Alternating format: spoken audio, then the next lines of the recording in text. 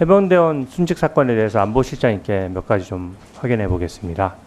먼저 대한민국을 위해서 희생하신 해병대원에게 깊은 존경과 경의를 표하고 시작합니다.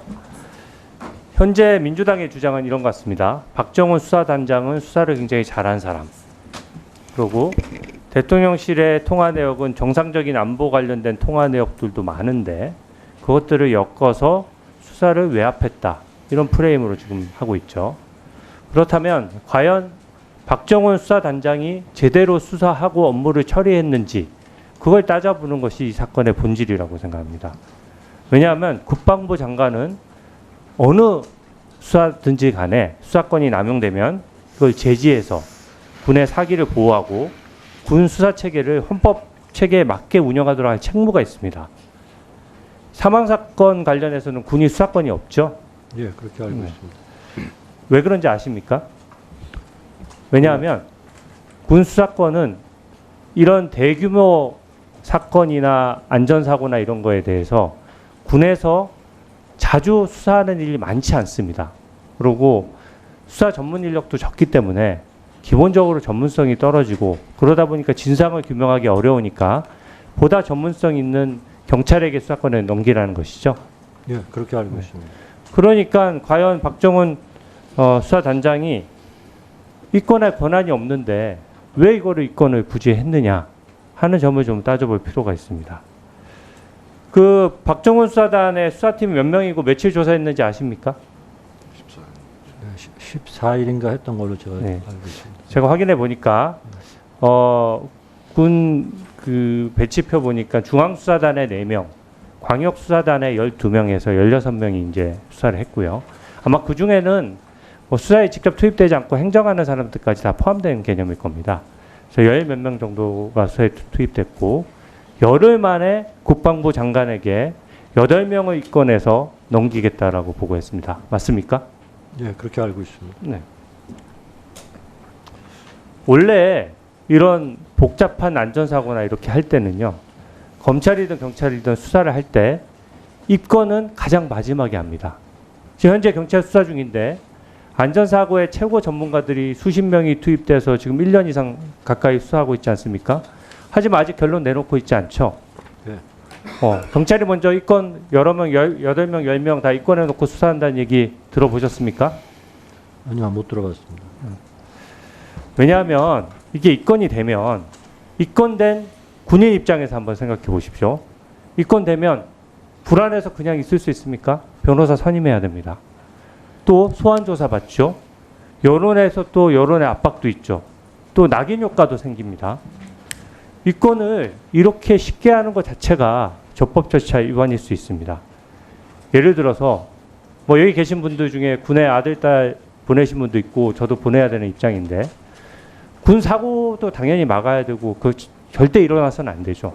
하지만 군에서 어떤 문제가 발생했을 때 쉽게 입건해서 우리 아들, 딸들이 쉽게 검찰이나 경찰에서 수사를 받고 본인들이 본인 비용을 들어서 변호사를 선임해서 그 사건을 빠져나가서 무혐의를 입증하라고 하면 그게 쉽겠습니까? 어떻게 생각하세요? 본인들한테 굉장히 큰 부담이 될 거라고 봅니다. 이거는 사망사건이라는 국민들이 가슴 아파하는 사건에 가려져 있는데요. 예를 들어서 군에서 어떤 과실로 인해서 군 장비가 파손되는 사건이 일어났다고 칩시다. 그럼 한 열흘 정도 조사해서 대충 그 근처에 있는 사람 8, 9사람 책임 있다고 물어서 국방부에서 구상권 행사해서 집에 압류하고 한다 그러면 군인들이 그 부분에 납득할 수 있을까요?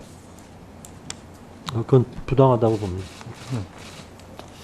이게 제가 입건 대상도 한번 확인해 봤어요.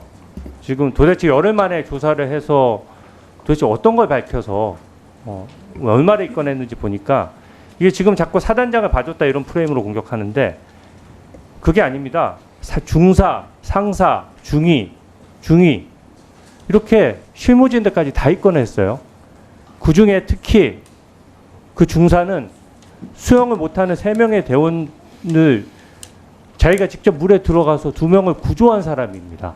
그런 사람도 입건이 돼 있죠? 알고 있습니까? 예, 전부 8명 중에 그래서 그 두 분은 제외하고 나머지 분들만 경찰로 보냈다고 그렇게 알고 있습니다. 이런 것들 자체가 수사가 어설프게 조사된 상태에서 입건한 게 오히려 수사권 남용이 될 수 있다는 점을 말씀드리고요. 군 수사 체계도 장병들이 안심할 수 있게 설계되어야 됩니다. 예를 들어 대장동 사건 같은 경우에 민주당의 의혹 사건인데 열흘 만에 관련된 민주당 관련 인사도 10명 쭈루룩 입건해서 조사받으러 나오라고 하면 사실관계도 제대로 확인이 안 됐는데 당연히 납득할 수 없겠죠. 그래서 저는 이 부분을 좀 예전에 저희가 일본 오염수 관련돼서 민주당이 선동했을 때 정부에서 사실을 알리기 위해서 TF를 만들어서 계속 사실을 알려왔습니다. 그런 부분에 대해서도 이게 지금 자꾸 수사 중이라는 이유로 수사 가이드 논란 때문에 자꾸 답변을 피해서 그런데 이런 부분은 군의 어떤 수사 체계나 군의 사기와 직결되는 문제이기 때문에 TF를 만들어서라도 꼼꼼히 좀 반박할 필요가 있다고 보는데 어떻습니까? 검토해 보겠습니다. 예를 들어서 또 수사 기록을 지금 찾아왔다라고 자꾸 문제를 삼는데 수사 기록을 찾아와서 어디 불태우거나 없앤 게 아니죠. 그죠? 네. 박정원 수사단장한테 이 건 범위가 너무 과도하니까 국방부 장관이 이거를 좀 더 신중하게 판단하라고 했는데 그 기록을 그냥 넘겨버린 겁니다. 그러니까 이건 항명이라고 보고 일단 기록을 찾아왔고 다시 그 기록에서 더 조사를 많이 해서 더 기록을 두껍게 만들어서 다시 경찰로 그대로 넘겼죠. 네, 저도 그렇게 알고 있습니다. 그 과정에서 뭐 수사 기록에서 뭐 빠지거나 혹 일부러 빼내거나 사단장 관련 자료를 없앤 게 있습니까? 그런 건 아닌 것으로. 그러면 수사 기록을 회수한 걸 지금 자꾸 문제 삼고 있는데 오히려 수사 기록이 좀 더 탄탄해져서 넘어갔다는 부분을 확실하게 국민들께 알려야 이 부분은 해결될 수 있다고 보는데. 예, 의원님 말씀에 공감하고요. 다만 이제 또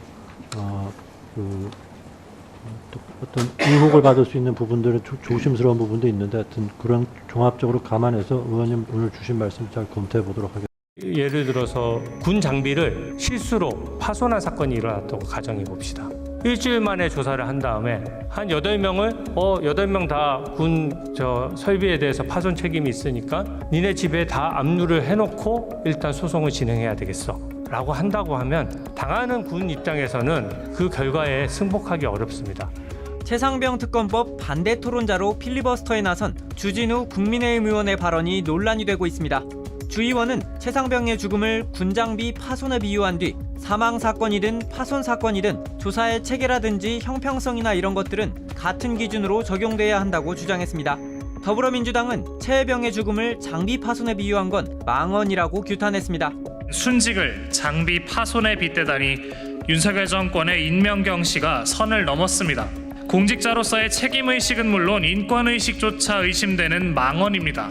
민주당 해병대원 사망 사건 진상규명 TF 단장을 맡고 있는 박주민 의원도 국회의원 자격을 의심케 하는 심각한 도덕적 결함을 드러냈다고 주장했습니다. 이어 윤석열 정부와 국민의힘이 국민과 장병 앞에 사죄하고 주진우 의원에 대해 징계 조치하라고 촉구했습니다.